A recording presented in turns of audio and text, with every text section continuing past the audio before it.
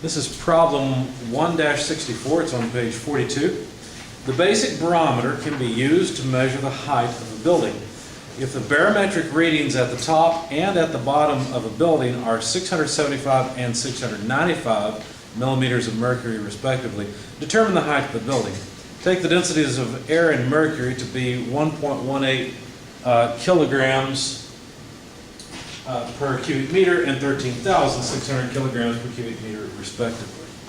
Okay.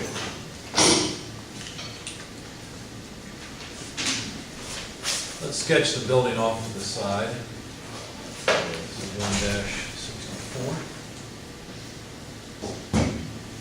1-64. And we know that the barometric reading down here is, let's see, top and bottom, there it is 695 millimeters of mercury and 675 millimeters of mercury.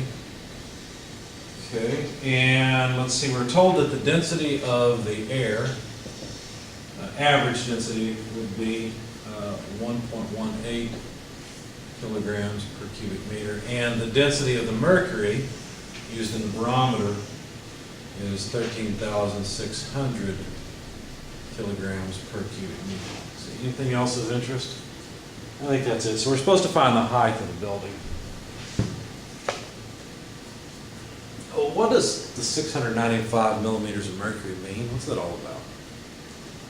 Height in the barometer itself. It's literally the height of the barometer, right? We have a barometer over here, and it's literally how far up in this vacuum tube, that's what it is, it's inverted, it's just a vacuum tube, that the atmosphere is pushing the mercury, right? Now think about it, that column of mercury, what else is acting on it besides the atmosphere? It's in static equilibrium, right? But it's pushed up into the test tube, or the vacuum chamber, whatever you want to call it. So what else acts on that mercury? There must be a force balance in there somewhere, right? So what's the equal and opposite force? Gravity, right? So the weight, if you will, of that mercury is being pulled down by gravity. So that's literally the height of the column in the tube. And it's a little less here. Why is it a little less at the top than at the bottom? Not as much pressure, right? If you go, it makes sense. You know, you dive into a pool or the ocean. You ever dive down deep enough where you have to blow into your nose and equalize? Okay. Well, the same thing's going on here. As you move down in this ocean of air we all live under, the pressure gets higher. Okay? So that's expected. Now, as far as the mechanics of how we solve this thing and figure out the building height, let's work on that part now. So here's our building, here's the height that we'd like to find. Now, this pressure difference, we said it's due to the pressure of air, right?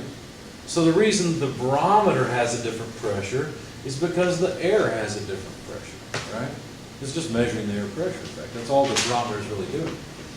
So how do we set this up? Well, somehow we're going to have to use delta P equals negative rho G delta H. Right? That's the point of this problem. Basically, this is a mathematical way of saying that when you're in a gravity field like we are here on Earth, thank God, we don't just float away, right? And you move down in a fluid, the pressure is going to go up. That's all it really says. It's just a mathematical way of saying it. So we can use this equation to relate the pressure at the lower point. Let's just call this point 1. Let's call top point 2. We can relate those two pressures with this equation, right? So let's do it. Let's say P2 less P1, because that's what a delta means, right? It's a difference between two things. In this case, it's pressure. The difference in the pressure between point 2 and point 1 must be negative rho. We'll write the rest in a minute. Rho, what rho? We've got two of them. What is this equation? If I write it, and I'm talking about air pressure, then what is the equation referring to? Air density. Air. This must be the density of air, right? So this must be the density of air. Does gravity act the same on the air as it does on the mercury? Sure. Okay. The difference in height. What difference in height? The difference in height across the column of air, right? The column of air is across the building. And so that column, what we need is that height difference, and that would be, you have to be careful here, it would be H2 less H1. Notice how the order of the subscripts in this delta has to match the order in this delta. Okay? So P2 less P1, H2 less H1. Now we already gave that H2 less H1 a name. In fact, that total difference here, this whole thing is called something. What did we call it? What did I call it? I called it H, right? Notice that point 2 is above point 1. We usually take a coordinate system positive in the upward direction, and so this would just be H. Okay? Now you can really see why we need this negative sign, because so far, this whole right-hand side, since that H is positive, because of that negative sign, this whole right-hand side will be negative, and that's a good thing. We expect the pressure at point 2 to be less than the pressure at point 1, so we expect to get a negative difference on this side, so everything's okay. Okay, now that's all well and good, but we don't actually know the pressure at point 2 or point 1. All we have are some heights of mercury columns. There's two different ways you can approach this. One way allows you to get around this information that they've given you. Since they gave you this information, they probably don't want you to do it that way, but I'll show you that way first. Go to the, I can't remember, in this book, I think it's the back of your book, conversion factors. Yeah, they're in the back of the book. I get confused between this class of 220. Same author, different book, with similar material, and his conversion factors are in the opposite end, they're in the front.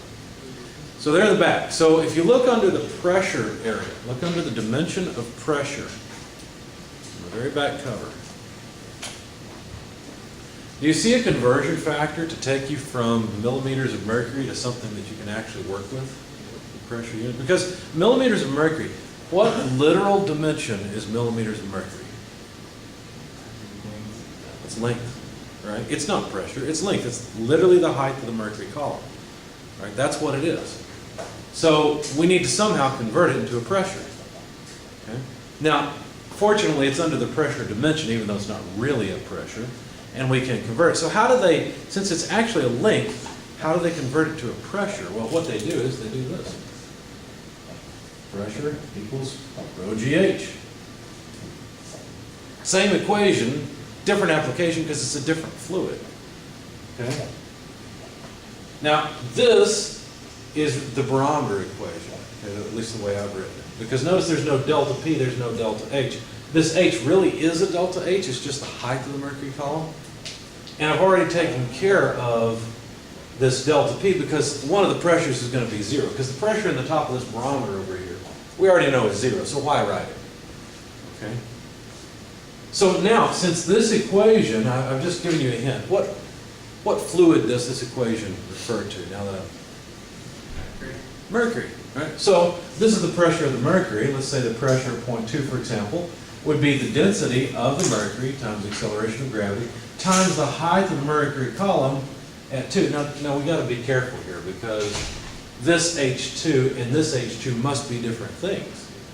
This H2 and H1 here, that difference is talking about the difference of a column of air and refers to the height of the building at ground level and at the top. This H2 is not the same. So instead, let me call this Z2. That way we'll use Z's for the mercury and we'll use H's for the building. Still talking about a direction or a dimension in this direction. We've got a Y over here, so I guess take your pick. Y, Z, or H, I don't care. We're always talking about a vertical direction here. So now this is the height of the mercury up at the top of the building. That's the 675 millimeters of mercury. And notice that this would allow us to calculate the pressure at the top of the building based on the height of the mercury column. So let's run through this and let's run through the conversion factor and see how close they are. Make sense? We should get the same thing. Let's find out. So the density of the mercury we're given is 13,600 kilograms per cubic meter. The acceleration of gravity, 9.81 meters per second squared. And the height of the mercury column, what should I plug that in as? Should I plug it in as 675 millimeters? And probably I need to convert that to meters. The easy way to do that, just take the decimal place and move it over 1, 2, 3 places. So 0.675 675 meters. Notice I'm not going to bother writing mercury because I know I'm talking about mercury at this point. That's what this equation is all about. Now, what kind of pressure units are those? Let's find out. A kilogram meter per second squared. Let's take care of this part of the units first. What is a kilogram meter per second squared? Pascal. Well, you guys are jumping ahead. A kilogram meter per second squared is a Newton, right? Okay. You just know you're going to get pascals out of this because that meter will cancel with one of these. You'll have newtons per meter squared. You're right, we'll get pascals. Plug it in your calculator, please, and we'll see what number we get.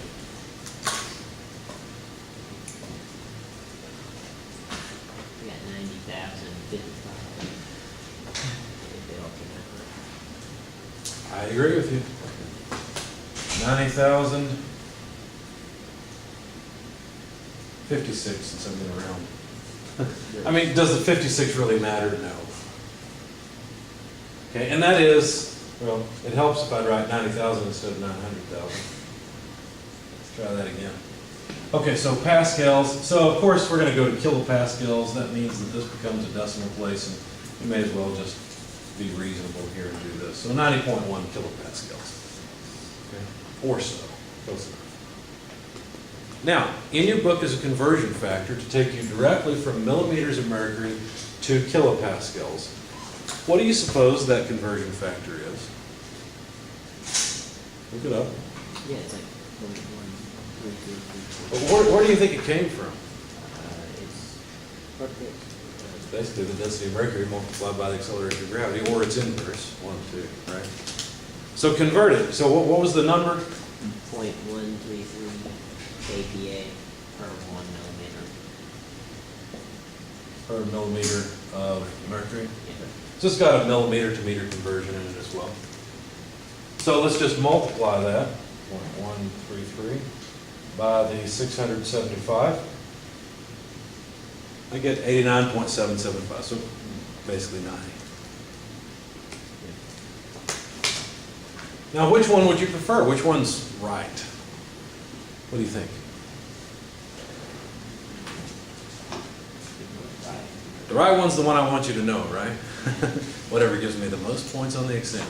The right one is when you understand it. I don't care which way you do it.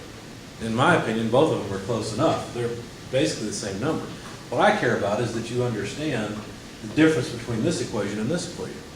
And that there's really no big difference between them, except that this is a difference in pressures between 2 points that we've applied to a particular fluid. This one's all air, right? And this one is an equation that comes from this one, but that we're applying to the mercury, and one of the pressures is 0. That's what I want you to know. That's what I care about. Okay? We may as well finish this thing off. Let's see, how do you suppose we should calculate the pressure at point 1? Just like that. It's the same thing, right? We just need a different height. So it's as easy as doing this. Change the subscripts. That means this had better be 0.695 meters. If you really want to be quick about it, and you still have this number in your calculator, divide by 0.675 and multiply by 0.695 and you'll have it. Okay? I guess I wasn't smart enough to keep it in my calculator, so I've got to type the whole thing in. 92 points. There you go. So let's just make a note here before I erase this. This was the pressure at point 2, and it came out to 90.1 kPa, and I agree with you, Mr. Peterson. The pressure at the lower end was 92.7 kilopascals after I round off the small stuff. Okay, so now we have all we need. In fact, all we've got to do is rearrange this equation because the unknown is over here, the known is over here. So we just need P2 less P1 over negative rho air G, let's see, equals H. Now if we had plugged in the equations instead, it would look like this. It would be rho of mercury, G, H2, less or Z2, I'm sorry, we use Z's for the mercury columns, less density of mercury G Z1 divided by negative density of air times G. Notice the G's would have canceled. And what we would have had is that H equals, and we could factor out density of mercury over density of air multiplied by, now let's see, we'll be left with a Z2 less Z1 divided by negative 1. Okay. Put that negative into the numerator if you want to, it doesn't matter. Notice even the acceleration of gravity would cancel out of that. This is the equation I'm going to use to calculate the height of the mercury column, but we have to be a little bit careful here. Let's see, Z2 is the height at the top, Z1 is the height at the bottom. That's good because Z2 is less than Z1. So this will give me a negative numerator, negative denominator. So let's see, 0.695 less 0.675. I went ahead and reversed those in my calculator. Multiplied by the density of mercury, 13,600, divided by the density of air, 0.18. Of course, the dimensions here will go away, and notice the height dimensions from here will just end up over here. I get 230.5. So there's the height of the building. Does that make sense? Any questions? All right.